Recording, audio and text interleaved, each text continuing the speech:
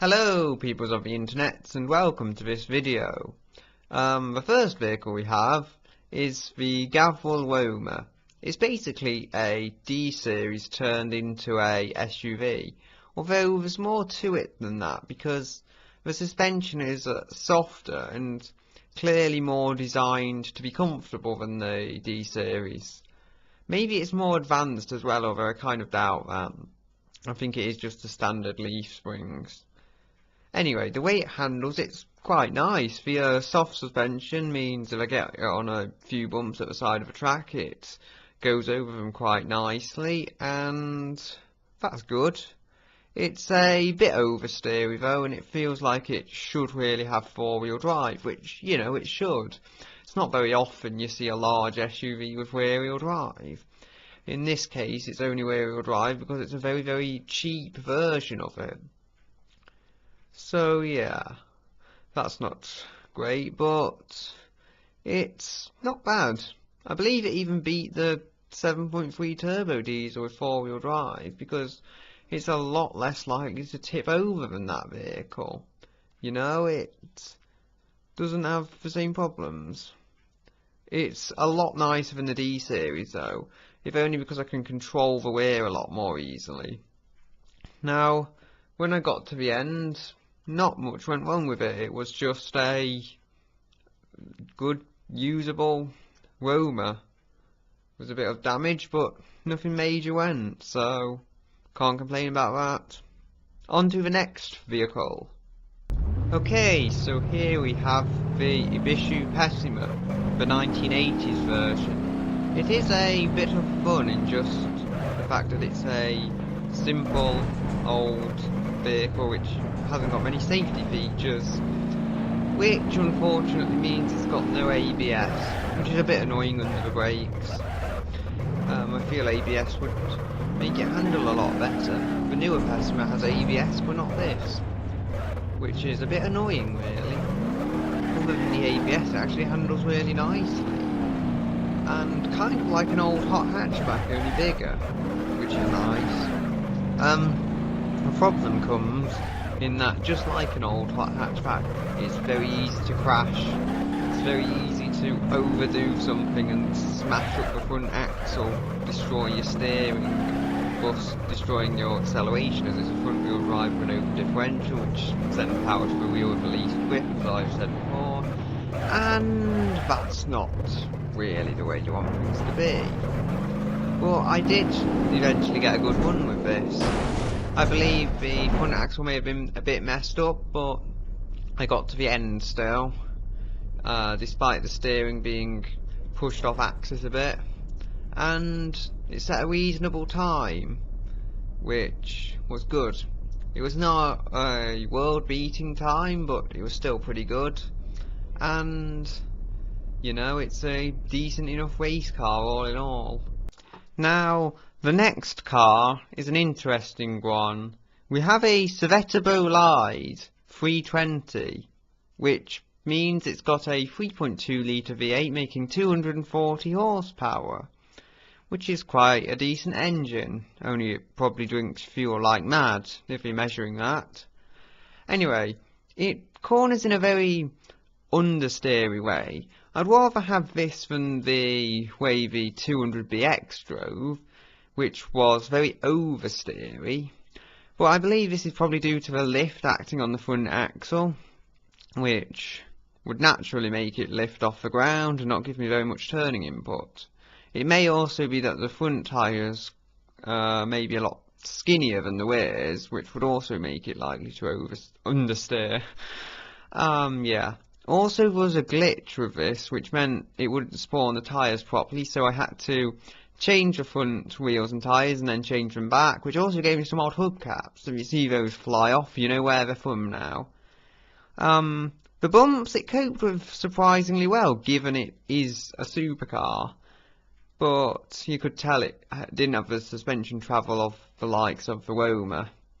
I did get it to the end, and oddly enough, I believe one of the front wheels were completely smashed up, but it still handled reasonably well despite that, which surprised me actually when I saw it at the end.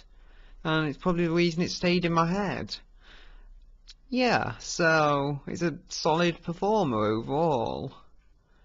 On to the next vehicle. Now, here we have a vehicle that is arguably more interesting than Cervetta Bolide, if you excuse my rather anticlimactic takeoff. Anyway, we have this T65, which is different than the T75 because it has one less rear axle.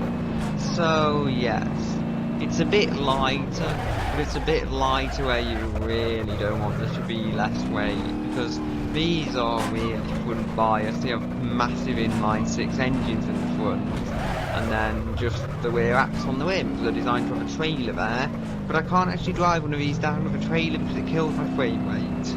So I've got no trailer and I've got slightly messed up weight balance, meaning it tends to lose the rear end at odd points, and it loses the rear end when you brake hard, which is annoying. Yeah, so it's a bit more difficult to drive than the T75, but other than the T75, it's just the same. There's not very much that's different about it. It's essentially a T75 with one less axle. That's the only difference with it. It also has the expected rattle you get from the T75 on this. I believe it's actually the same colour as the T75. Back on subject, you get all the rattling, but they are generally solidly held together vehicles. They will survive the odd knock and bump as long as you don't do anything stupid. Yeah, the time was a bit faster than the T75. As I've said, a bit less weight. So when I did get to the end, it was a very good vehicle actually. It had a bit of damage on the front left suspension, although when I say a bit of damage I mean it was completely collapsed, but that was probably due to the vehicle landing on it after the jump. I mean, I think it had very little to do with it actually breaking that on the track. I mean the road. So yeah, overall a solid vehicle, but it still suffers from the speed of a T75, or rather lack thereof. On to the next vehicle. Now here we have the Hirochi SBR4, which is a rear engine sports car. The engine in the rear of this car is a 191 horsepower flat 4 engine. I actually thought it was 240 horsepower, but as it turns out the S version makes 236 horsepower, so that's where the confusion must have come from. Anyway, it's a nice handling car. As it's got the engine in the rear, it does give the rear wheels a lot of grip, and the front doesn't feel like the Bolide, as in being very understeery. It's much better around corners. As a result, it gets quite a good time by the time the end comes. It's at the very, very top of the leaderboard, only beaten by the Race Covet, which truly shows the capability of this. Maybe if someday I take the top grade twin turbo version round, then we would be in for a treat. Anyway, it's just a very modern performance car, and it may have push-rod suspension in the rear, I'm not sure. It has some fancy looking springs when I was messing around with the node grabber. Anyway, it's nice pretty much. You can feel it. It's got the hardware to go fast, and go fast it does. The bumps don't pose much trouble. It's similar to the Bolide in that respect, really. Anyway, when we got to the end, due to the nice nature of the vehicle, it set quite a good time, as I've said, and without much damage. So, I believe that's all I need to say. On to the next vehicle.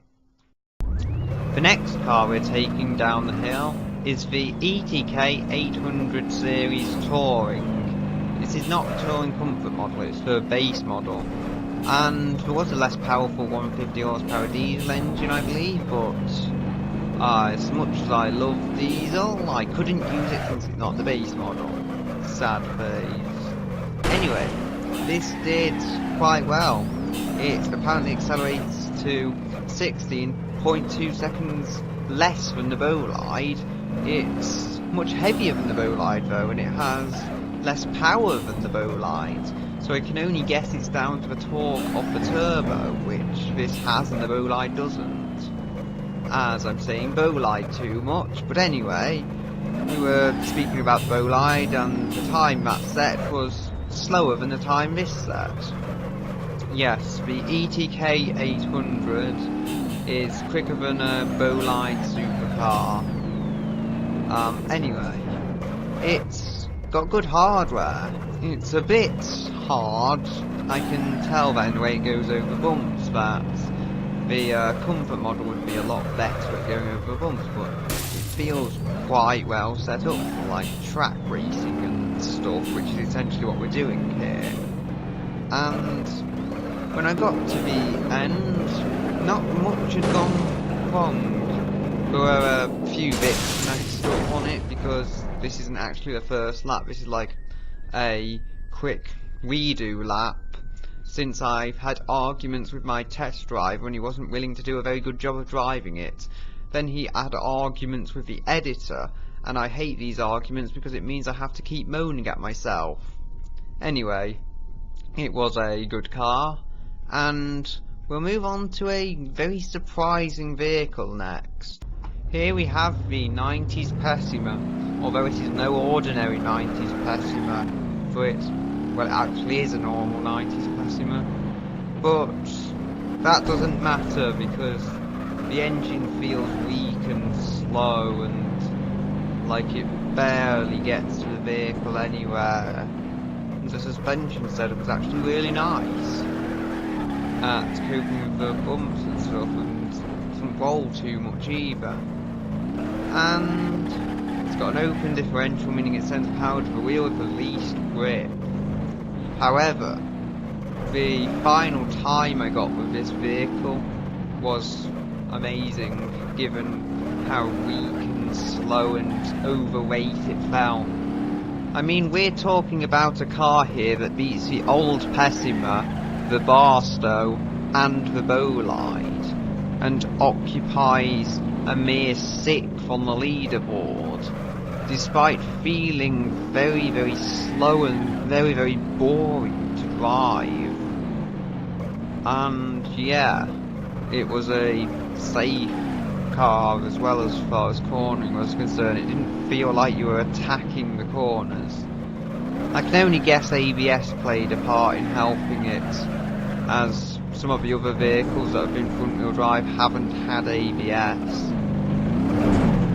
And yeah, I don't know what to say. It survived until the end quite nicely, and it was a good car to drive. I'm about to go and wheel to my expectations of the world now, and expect a 1990 Fiat Panda to beat an old supercar. Goodbye.